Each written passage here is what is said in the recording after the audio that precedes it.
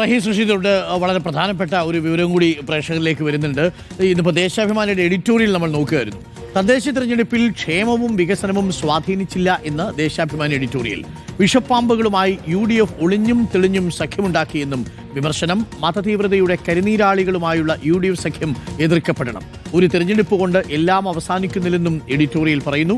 തോൽവിക്ക് കാരണം ഭരണവിരുദ്ധ വികാരമല്ലെന്ന് CPM സംസ്ഥാന സെക്രട്ടറി അംഗം M സുരാജും കുറിച്ചിട്ടുണ്ട്. റഹീസ് റഷീദുണ്ട് കൂടുതൽ വിവരങ്ങളുമായി.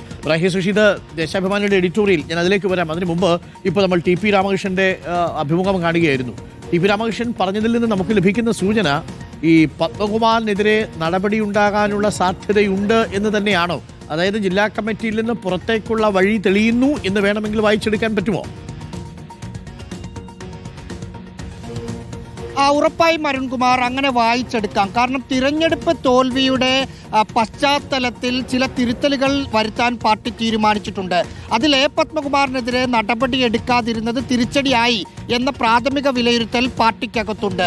ഈ സാഹചര്യത്തിലാണ് LDF കൺവീനറും CPIM-ന്റെ സംസ്ഥാന സെക്രട്ടേറിയറ്റ് അംഗവും കൂടിയായ TP രാമകൃഷ്ണൻ നമ്മളോട് സംസാരിച്ചതിൽ നിന്ന് വായിച്ചെടുക്കാൻ പറ്റുന്നത് പത്മകുമാറിനെതിരെ നടപടിയെടുക്കാൻ പാർട്ടി ഒരുങ്ങുന്നു എന്നതാണ്. മറ്റൊരു കാര്യം, പാർട്ടി ഇത് പരിശോധിക്കുന്നുണ്ട് എന്ന കാര്യമാണ്. കാരണം നേരത്തെ MV ഗോവിന്ദൻ പറഞ്ഞ ഒരു പ്രധാനപ്പെട്ട കാര്യം, SIT പ്രത്യേക അന്വേഷണ സംഘം കുറ്റക്കാരനാണെന്ന് വിധിച്ചാൽ ഒരു നടപടി എന്നതായിരുന്നു.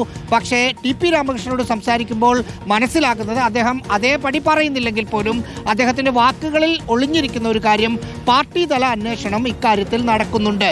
അത് നമ്മൾ അപ്പോൾ ഏതെങ്കിലും കമ്മിറ്റിയെ വെച്ചിട്ടുണ്ടോ എന്ന ചോദ്യത്തിന് സംഘടനാപരമായ ചില നടപടിക്രമങ്ങൾ പാർട്ടിക്കകത്തുണ്ട് എന്ന കാര്യം പറയുന്നു. ഒപ്പം അദ്ദേഹത്തിൻ്റെ വാക്കുകളിൽ ഒരു കാര്യം കൂടിയുണ്ട്, പത്മകുമാറിനെതിരെ നടത്തുന്ന അന്വേഷണ രീതി അല്ലെങ്കിൽ നടപടിക്രമമായിരിക്കും ഇനി ആരെങ്കിലും ഈ കേസിൽ ഉൾപ്പെടാനുണ്ടെങ്കിൽ അവർക്കെതിരെയും എടുക്കുക എന്നൊരു വരി കൂടി പറയുന്നുണ്ട്. അന്വേഷണം മറ്റു രീതിയിലേക്ക് കൂടി പോകുമോ എന്നൊരു ആശങ്ക പാർട്ടിക്കുണ്ട് എന്ന് തോന്നുന്നു ആ വരികളിൽ. ഓക്കെ റഹീസ്, ഇന്നിപ്പോൾ ദേശാഭിമാനിയുടെ എഡിറ്റോറിയൽ നോക്കുകയായിരുന്നു. അതിൽ ഈ ഗുണഭോക്തൃ പദ്ധതികളും ക്ഷേമ പദ്ധതികളും പെൻഷനും ഒന്നും കാര്യമായിട്ട് വോട്ടർമാരുടെ ഇടയിൽ ഏശിയില്ല എന്നാണോ ദേശാഭിമാനിയുടെ എഡിറ്റോറിയൽ കുറിച്ചിരിക്കുന്നത്? അരുൺകുമാർ, ദേശാഭിമാനിയുടെ എഡിറ്റോറിയൽ പേജിൽ ഇന്ന് തോൽവിയുമായി ബന്ധപ്പെട്ട രണ്ട് കുറിപ്പുകളാണുള്ളത്. ഒന്ന് എഡിറ്റോറിയലാണ്. എഡിറ്റോറിയൽ കൃത്യമായി തന്നെ പറയുന്നു, ക്ഷേമ പ്രവർത്തനങ്ങളും ആനുകൂല്യങ്ങളും വോട്ടായി മാറിയില്ല, അത് ജനങ്ങളെ സ്വാധീനിച്ചിട്ടില്ല, വോട്ടാകുന്ന തരത്തിൽ സ്വാധീനിച്ചിട്ടില്ല എന്ന് എഡിറ്റോറിയൽ പറയുന്നു. ഒപ്പം ഇത്ര വലിയ തോൽവിക്ക് കാരണമായി പ്രാഥമികമായി എഡിറ്റോറിയൽ പറയുന്നത് UDF ഉണ്ടാക്കിയ സഖ്യങ്ങളാണ്. അത് ജമാഅത്തെ ഇസ്ലാമിയുമായും സഖ്യമുണ്ടാക്കി, BJPയുമായും സഖ്യമുണ്ടാക്കി. അതിന് പറയുന്നത് വിഷപ്പാമ്പുകളുമായി സഖ്യം ഉണ്ടാക്കി എന്ന വാക്കിനൊപ്പം കരിനീരാളികൾ, വിഷപ്പാമ്പ് എന്ന രണ്ട് വാക്യങ്ങളാണ് പറഞ്ഞിരിക്കുന്നത്.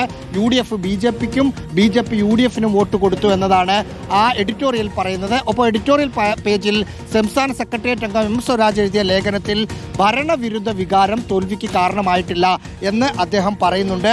അങ്ങനെയുള്ള വിലയിരുത്തലുകളും വ്യാഖ്യാനവും തെറ്റാണെന്ന് പറയുന്നതിനൊപ്പം തിരുത്തേണ്ടത് തിരുത്തും, ജനങ്ങളിൽ നിന്ന് പഠിക്കും, തിരുത്തുന്ന കാര്യം ജനങ്ങളോട് പറയുകയും ചെയ്യും, LDFന് വിജയിച്ചേ മതിയാകൂ എന്നും പറയുന്നുണ്ട്. Okay, thank you Rahees. എഡിറ്റോറിയലിലെ ഒരു പ്രധാനപ്പെട്ട ഭാഗം ഇതാണ്, ഒരു തിരഞ്ഞെടുപ്പ് കൊണ്ടെല്ലാം അവസാനിക്കുന്നില്ല, വിയർപ്പിനും വിശപ്പിനും മതവും ജാതിയും വർഗീയതയും ഇല്ലെന്ന്, നിലാവിനും കിനാവിനും അയിത്തമില്ലെന്ന് മലയാളിയെ പഠിപ്പിച്ചത് കമ്മ്യൂണിസ്റ്റ് പ്രസ്ഥാനമാണ്.